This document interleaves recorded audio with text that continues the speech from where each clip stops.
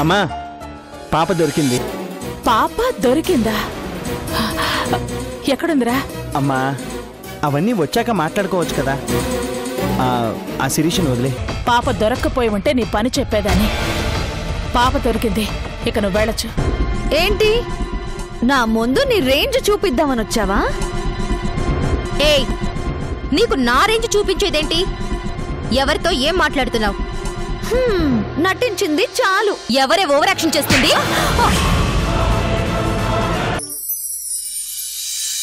పసి మనసులో అమ్మ స్థానాన్ని తీసేసి మరొకరికి ఆ స్థానం ఇవ్వాలంటే అంత సులువుగా జరిగే పని కాదు. రోజులు గడవాలి. కస్తూరియే తనకమ్మని అర్థం కావాలి. అది అర్థమైన రోజు మెల్లగా పాపే కస్తూరిని తల్లిగా అంగీకరిస్తుంది.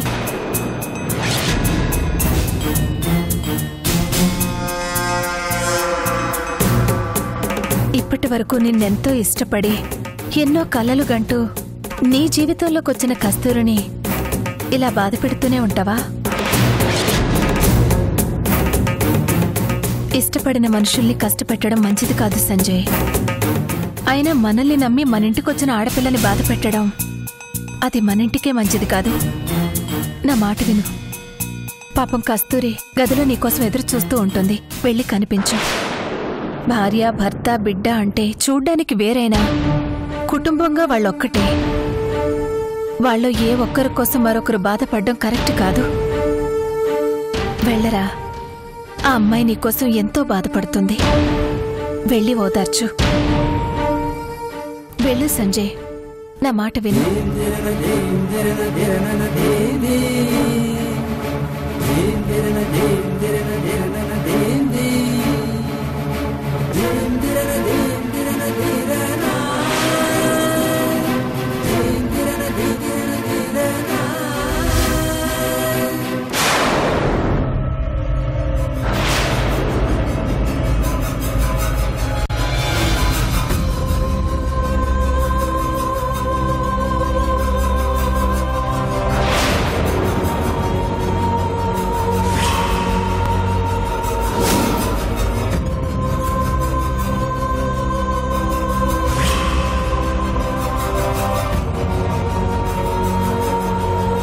ఏయ్, నువ్వా?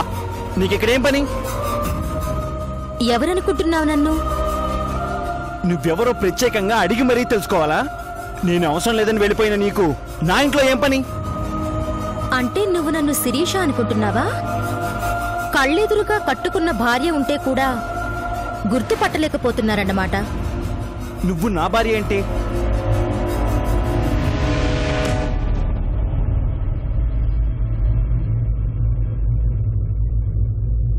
నేను శిరీషని కాదు సంజయ్, నీ సంధ్యని. నన్ను నా జ్ఞాపకాలని మర్చిపోయి కొత్త మనుషులకి స్థానం ఇచ్చారుగా, అందుకే నన్ను నేను గుర్తు చేసిపోదామని వచ్చాను. ఏంటి, శిరీషగా చీకొట్టామని ఇలా సంధ్యలా వచ్చి నాటకాలు ఆడుతున్నావా? నా ఇంట్లో నా మనుషుల దగ్గర నాటకం ఆడాల్సిన అవసరం నాకేంటి?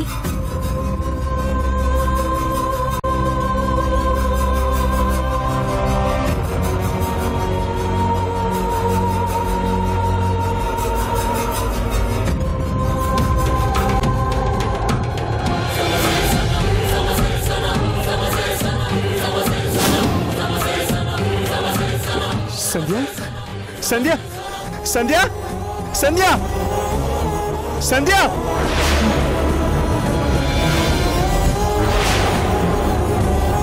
నో, నువ్వు సంధ్య అంటే నేను నమ్మలేను. చనిపోయిన మనిషిలా బ్రతికి రావడం ఏంటి? నువ్వే నా సంధ్యలా నమ్మించడానికి ప్రయత్నం చేస్తున్నావు.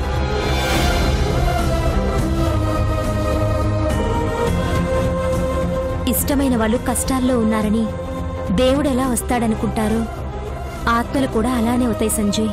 చనిపోయిన మనిషి ఎక్కడైనా బ్రతికి రావడం జరిగిందా? బ్రతికొచ్చానని ఎవరన్నారు? నీకు కనిపించేది నా శరీరం కాదు, నా ఆత్మ. ఆత్మలు మాట్లాడతాయా? మనిషి బలం కన్నా ఆత్మ బలం గొప్పది. అందుకే నా వాళ్లకు ఆపద అనగానే రాగలిగాను, మాట్లాడగలుగుతున్నాను. లేదు, ఇదంతా ఏదో మాయలా ఉంది. నిన్నటి వరకు మీతో ఉన్న మనిషిని ఈరోజు లేదు అంటే అది మాయ కాదా? మీ నుండి దూరమైంది నా శరీరం. చావెప్పుడు ఆ శరీరానికే, దాని ఆత్మకు కాదు. నా ప్రాణాలు తీసినా నాకు ప్రాణమైన మిమ్మల్ని పాపని జాగ్రత్తగా చూసుకుంటానని శిరీష నాకు మాటిచ్చింది. ఆ మాట నిలబెట్టుకోకుండా చేశారుగా మీరు. నువ్వు అబద్ధం చెప్తున్నావు. నువ్వు నా సంధ్యవి కాదు, శిరీషవే. సంధ్యవైతే ఇన్ని రోజులు రాకుండా ఇప్పుడు ఎందుకు వచ్చావు? నా బిడ్డకు ప్రాణాపాయం వచ్చింది కాబట్టి తనని కాపాడుకోవడానికి నేనే రావాల్సొచ్చింది. గౌరిని నువ్వు కాపాడావా? నీకంత అనుమానంగా ఉంటే వెళ్ళి గౌరీనే అడుగు. నేను సంధ్యను శిరీషను నీకే అర్థమవుతుంది.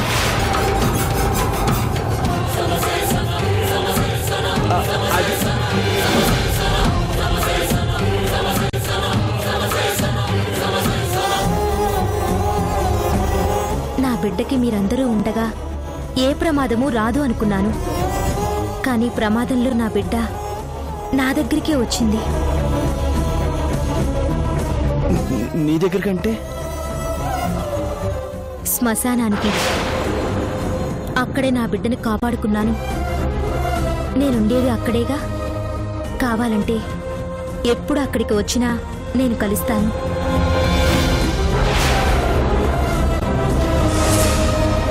నా మాటల మీద నీకు నమ్మకం కలగటం లేదు కదూ? నా బిడ్డే నాకు సాక్ష్యం. వెళ్ళడుగు.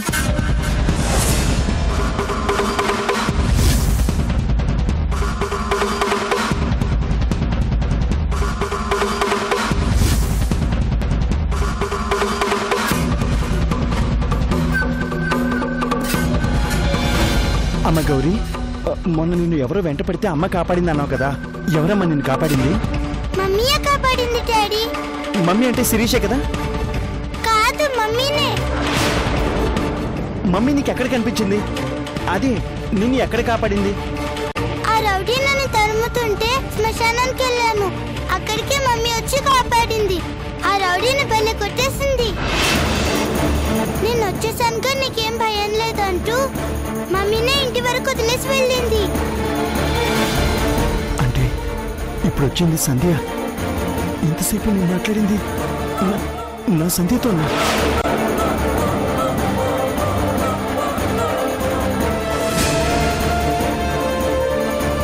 సంధ్య, సంధ్య, సంధ్య, సంధ్య.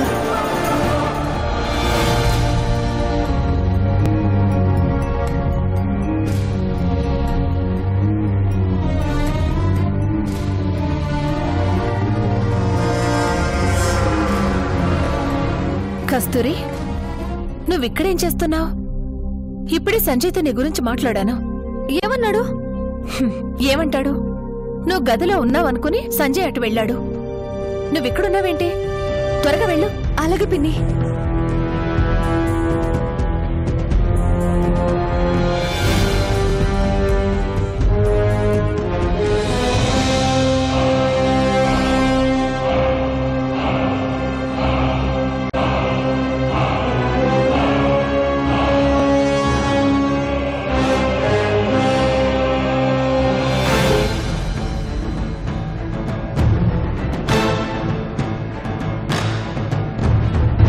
ఆగండి. నా కోసం వచ్చి అలా వెళ్ళిపోతున్నారేంటి?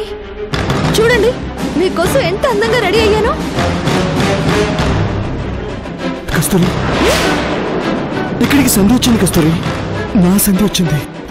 సంధ్య ఇక్కడికి రావటం ఏంటండి? అబ్బా, వచ్చింది. ఇప్పటి వరకు ఇక్కడే కూర్చుని నాతో మాట్లాడింది. మన ఇంట్లోకి సంధ్య రావటం ఏంటి సంజయ్? నువ్వేదో భ్రమ పడుతున్నట్టున్నావు. లేదు కస్తూరి, నా సంధ్య వచ్చింది. ఫస్ట్ లో నేను నమ్మలేదు. తను శిరీష అనుకున్నాను. మనం ఆనందంగా ఉండాల్సిన ఈ టైంలో ఇదేంటి సంజయ్? నా సంధ్య వచ్చిన ఆనందం కన్నా నాకు ఇంకేది ఆనందం ఇవ్వలేదు. నా సంధ్య ఎక్కడే ఎక్కడ ఉంది? సంధ్య, సంధ్య, సంధ్య.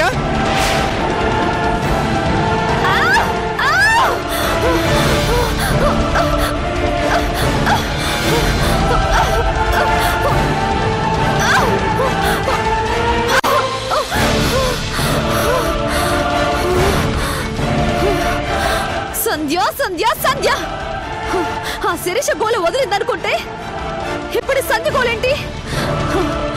మా ఇద్దరిని దూరం చేయడానికి ఏదో ఒక కొత్త సమస్య పుట్టుకొస్తూనే ఉంది. ఛా!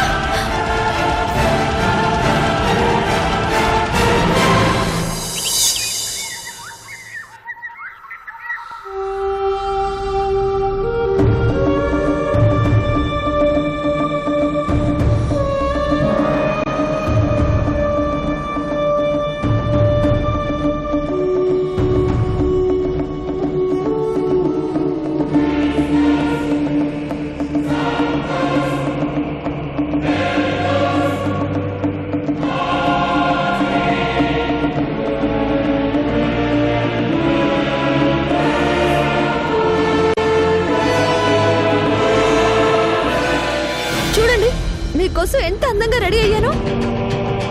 కస్తూరి, ఇక్కడికి సంధ్య వచ్చింది. కస్తూరి, నా సంధ్య వచ్చింది. సంధ్య ఇక్కడికి రావటం ఏంటండి? అబ్బా వచ్చింది. ఇప్పటి వరకు ఇక్కడే కూర్చుని నాతో మాట్లాడింది. ఒక పక్క నాన్న టెన్షన్, ఒక పక్క సంధ్యో శిరీషో తెలియక టెన్షన్. చచ్చిపోతున్నాను. దానికి తోడు సంజయ్ ఏమో సంధ్య వచ్చిందని నమ్ముతున్నాడు.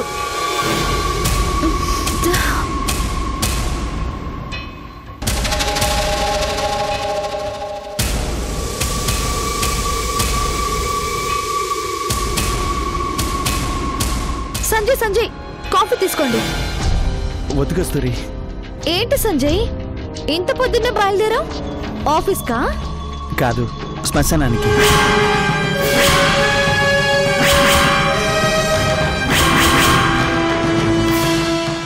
శ్మశానానికా? ఎందుకు? సంధ్యని కలుసుకోవడానికి.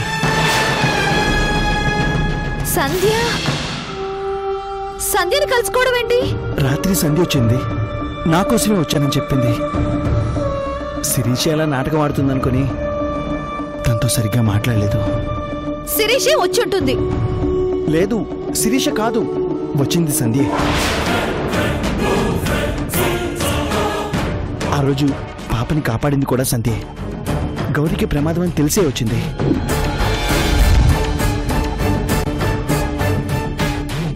నన్ను చూడాలని ఇంటి వరకు వచ్చింది. తనే సంధ్యని తెలుసుకునేలోపు వెళ్ళిపోయింది. అందుకే సంధ్యని కలుసుకోవడానికి వెళ్తున్నాను. ఏంటి సంజయ్ నువ్వు కూడా? చనిపోయిన సంధ్య ఎలా వస్తుంది? ఆ శిరీష అలా నాటకం ఆడుతుంది. లేదు, వచ్చింది సంధ్యే.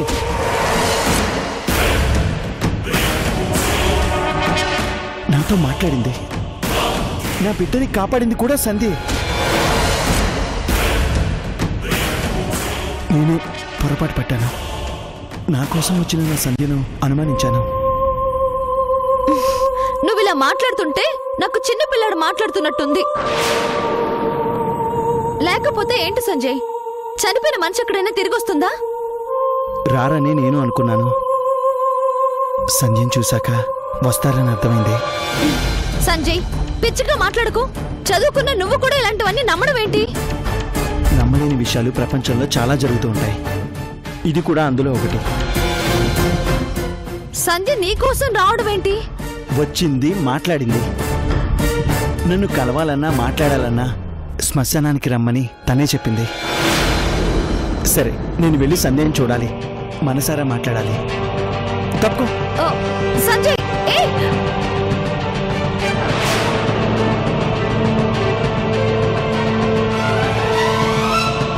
ఏంటిది? సంధ్య వచ్చిందని ఇంత ఖచ్చితంగా వాదిస్తున్నాడు. నిజంగానే రాత్రి సంధ్య వచ్చిందా? తనతో మాట్లాడిందా? లేకపోతే సంధ్య వచ్చినట్టు సంజయ్ భ్రమపడ్డా? తన వెంటే వెళ్తే నిజమేంటో తెలుస్తుంది కదా.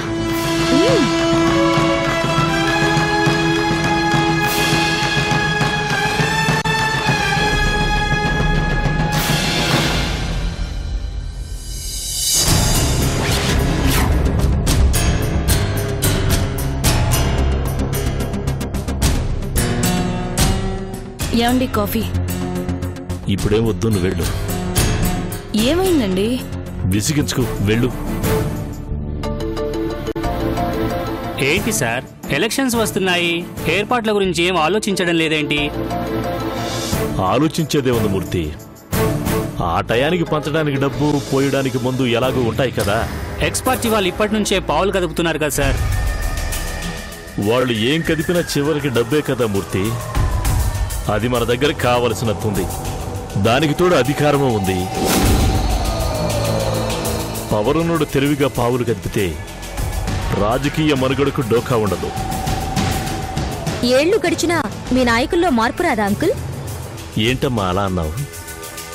రాజకీయం అంటే ఓటుకో నోటు, మనిషికో మందు బాటిలిచ్చి అధికారం సంపాదించుకొని జనాల్ని పాలించడం కాదు.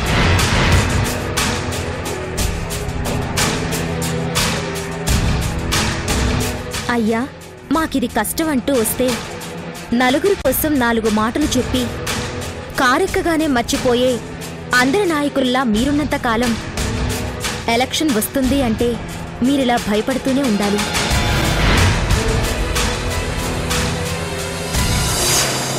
నాయకుడు అంటే నడిపించేవాడు, నలుగురి గురించి ఆలోచించేవాడు అవ్వాలని, పెట్టుబడి పెట్టి లాభంతో సహా సంపాదించాలి అని వ్యాపారస్తుల్లా ఉండకూడదు.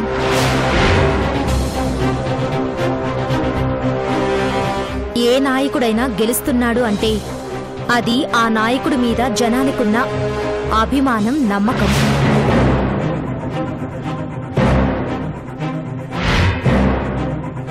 ఆ అభిమానానికి ఒక 500 నోటు, ఆ నమ్మకానికి ఒక క్వార్టర్ బాటిల్ ఇచ్చి రుణం తీర్చుకున్నామనుకుంటే ఎలా?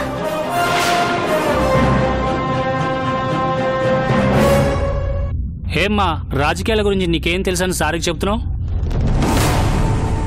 నిజమేనండి, నాకు రాజకీయం తెలీదు, కానీ నాయకులు ఎలా ఉండాలో తెలుసు. చెప్పని మూర్తి, మైకులు పట్టుకుని మాట్లాడటం తప్ప మాటలు వినడం మానేసి చాలా రోజులైంది. అమ్మాయి చెప్పిన మాటల్లో నేర్చుకోవాల్సింది చాలా ఉంది. నేను మీకు చెప్పే అంత పెద్దదాన్ని కాదంకల్. నేను చెప్తుంది సామాన్యమైన ఓటరుగా నేను ఓటు వేసే నాయకుడు ఎలా ఉండాలని కోరుకుంటున్నానో చెప్తున్నాను. సామాన్యుల ఓట్లతో గెలిచిన ఆ సామాన్యుల దగ్గరికెళ్ళి చాలా కాలమైందమ్మా. అందుకే నీ మాటలు కొత్తగా ఉన్నాయి. నువ్వు చెప్పమ్మా. నిన్నటి వరకు నేను మీకు ఏమీ కాలేకపోయినా ఈరోజు మీ బిడ్డగా మీ ఇంట్లో స్థానం ఇచ్చారు. నా తండ్రి లాంటి మీరు అందరి నాయకుల్లా ఉండకూడదు.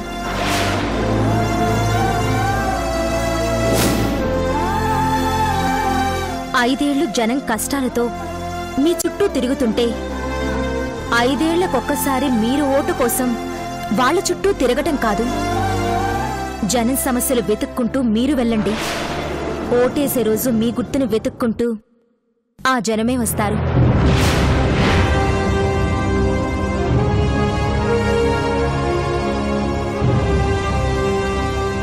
ఎలక్షన్ వచ్చిందంటే కోట్లు ఖర్చు పెడతారు. ఆ కోట్లు ఇప్పుడే ఖర్చు పెట్టండి. ఒక పేద ఆడపిల్లకి పెళ్లి చెయ్యండి. 10 మంది అనాథలకి ఆశ్రయం ఇవ్వండి.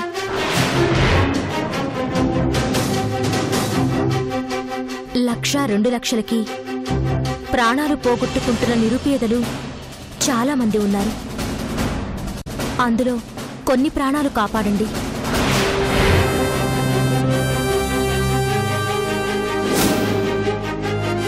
చాలా మంది గొప్ప నాయకులయ్యింది పేదవాడి ప్రేమతోనే. ఆ ప్రేమకి డబ్బులు అవసరం లేదు. కష్టంలో చిన్న ఓదార్పు, ఎదురుపడినప్పుడు ఓ చిన్న పలకరింపు, అది చాలు వాళ్ళకి. చచ్చే వరకు ప్రేమిస్తూనే ఉంటారు.